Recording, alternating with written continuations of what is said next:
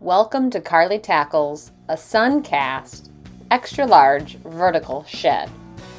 In this video, I'll be walking you through how to assemble the shed, plus add your own shelving and organization. If you haven't already done so, please subscribe to my channel, Carly Tackles DIY, Tools and Gadgets, Tips and Tricks. Let's get started.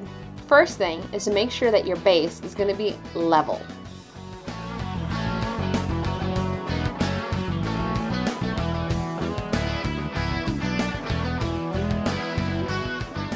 Grab the left side piece, which is labeled with B as in boy, and we're going to start by putting that in the bottom. There's little holes in the bottom piece where your tabs are going to go into, and then once they're in there, you're going to slide back, and you want it to line up here.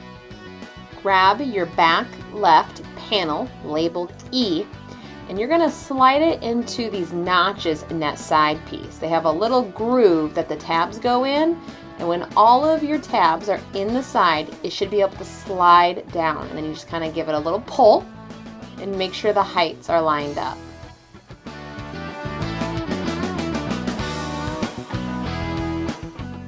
Your right side panel, labeled C, is going to fit the same way as the other side panel. Fit into the notches, and then you're going to slide it back. And on the inside, there's a little groove in the back panel. Those grooves should line up, shown in the picture in the lower right.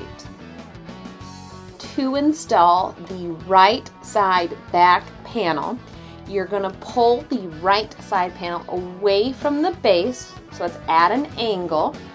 You're going to slide the tabs of the back panel into the side and slide it down, just like you did on the other one. And then when those are locked in, that's when you will move your side panel back to the upright position where it looks normal. And again, give a little pulls, make sure everything's fitting in the grooves. In the box, there are easy bolts and an easy bolt driver. These are big plastic bolts. You're going to screw them into the bottom 3 holes. You're not going to put them in the top one yet. Now it's time to move on to the roof. Lay the roof upside down, and you're going to insert these 2 metal bracket pieces. There are pre-drilled holes in the plastic that will line up to these holes, and so if you have these backwards, like left or right, you'll notice the screw holes don't match up, so then just flip it, and then you should be good to go. There are black screws that came in the kit that you are meant to use to fasten these brackets to the roof. If it helps you, the front of the roof is on the left in this shot.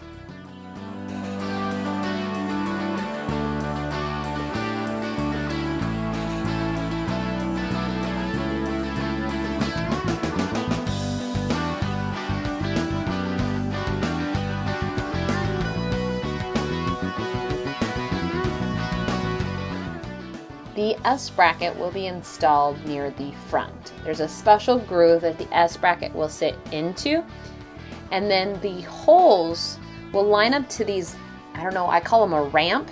There's no pre-drilled holes in the plastic, but these holes in the bracket should line up to those ramps on the back, and you're just going to drive in the same black screws into those pieces.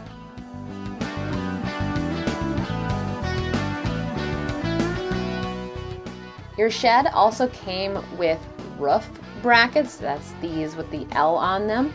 You're going to place them around the roof. You'll see little groove indentions for them. They also line up to screw threads that these easy bolts go into. So with your easy bolt driver and your easy bolt, you're going to fasten each one of the brackets down. I would recommend not tightening too much. You're going to want them to move a little when you install the roof. These black brackets will be installed on the front side, and you will see some pre-drilled holes in the plastic for these brackets to go into. You will use 2 black screws per bracket. Now you can flip your roof over and take it to your shed. Make sure you keep the front of the roof towards the front of your shed.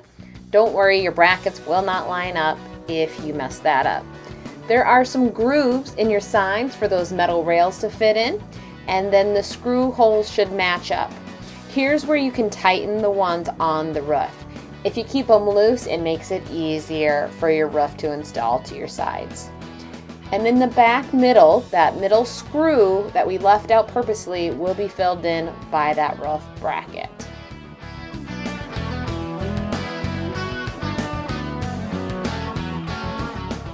Moving on to the doors. You want to insert the door latch housing into your doors. Make sure to note which side the teeth are pointing to. Now you're going to install your pin. You're going to slide it up in first, and then you need to push it down a little bit. There's little grooves in there, and once it's in, it should slide forward and backwards under that door. To install your hinges on each of your doors, there is a little groove opening to allow you to slide the hinge onto the plastic and then turn it, and that keeps it in place. Now the big opening needs to face the front of the door, or when you go to install it, you'll quickly figure out you have the hinges on wrong, and they're very easy to switch around if you do. When you're ready to connect them to the frame, there's little grooves on your side pieces for that big hinge portion to fit into and kind of snap in there. In your kit, there are some screws that thread through each side of the hinge and back out. I only installed one of the hinges on each door before moving on to the next. Your hinges may fall off the door until you're about ready to put them on. No worries, they slide in. Just remember to open the hinges all the way and it locks them in place. Sometimes as you're moving the door, they twist around on you. After I had each middle hinge attached to the shed, I went back and attached all the hinges on all of the doors. She thinks she's so funny holding that door shut. Okay, it was a little funny. Each door handle has a specific door for it to be installed on. At the bottom of your door handle, that little opening is for a padlock.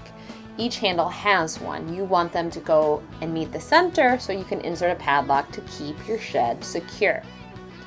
In your shed kit, there should be some black screws and black washers. You will need those to install the handle.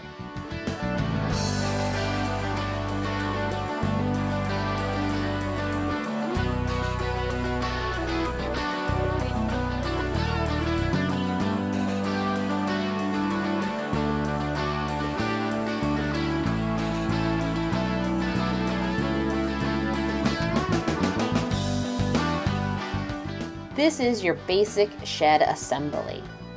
When you open your shed, you got lots of room and different options for storage. There are these 3 slots on each side of your shed that are meant for shelving. And that's what we're going to do next. We're going to add some shelving as well as some organization on the side. I had some scrap wood laying around in my garage that had some notches already cut out. This is 11 inches deep, the material I'm using. Your shed can handle up to 13 inches deep, so if you're buying new lumber for it, you might want to invest in the 13 inches. Now I'm also using a 2x12, I believe, and the instructions said to use material that is 3/4 inch thick. So I'm a little bit heavier duty than the instructions suggested. Also, the shelf length, I measured about 67 inches. The instruction manual said 66 3/4 inches is the ideal length. Once I had the shelf cut down to the size, I'm then making marks for the notches. Now I measured 1 inch in from each side, and then the depth of the notch for me, I just made it match what was already cut out by whoever used this piece before me. If you're 13 inches deep, following the instructions, then you're going to cut out a notch 4 inches deep, and that's to allow for the corners of your shed. To cut these out, you can use a jigsaw. One extra thing I will note, if you're doing full 13 inches, there is a groove in the back of the shed there that you're going to want to cut a notch out in your shelves. And if you're doing full depth, then you'll need to follow the rules and only use a 3/4 inch material, because the little groove in the back isn't going to hold your 2 inches. I pre-drilled 3 holes on each side of my shelves. Just like when we installed the S-bracket in the front of the roof, there's these little ramps or bumps for you to drive the screws into. And you can kind of see it in the space above the shelf. You want to line up your holes to that and then kind of drive your screws at an angle so it goes right into those bumps. And repeat that process for each one of the shelves you would like to install. Moving on to my side storage. This is not something you're going to find in your manual. There are 2 threaded screw holes or bolt holes in your shed. I'm going to put a 2x4 and bolt it to the shed using those threads. The threads are 9/16.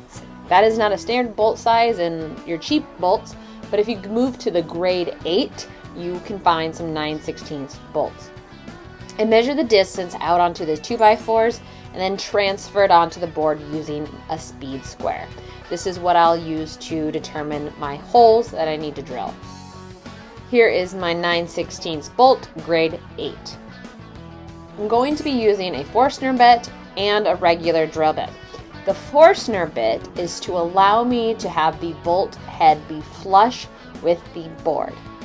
The size of the Forstner bit is determined by the socket wrench outer diameter that I need for the 9/16 bolt. As I'm drilling these holes, I am checking to make sure that I'm making them deep enough that the bolt head will be flush. And you can see I'm checking that right there. Once I have them to a desired height, that is when I'll grab the 9/16 drill bit and finish drilling out the hole for the bolt to go through.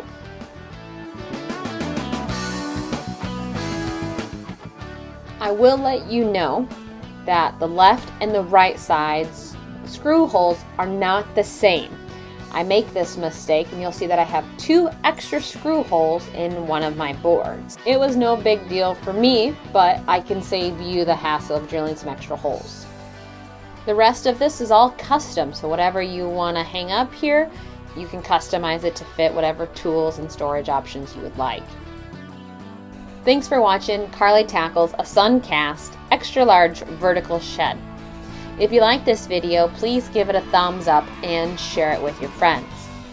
If you'd like to see more videos similar to this, please subscribe to my channel, Carly Tackles DIY, Tools and Gadgets, Tips and Tricks.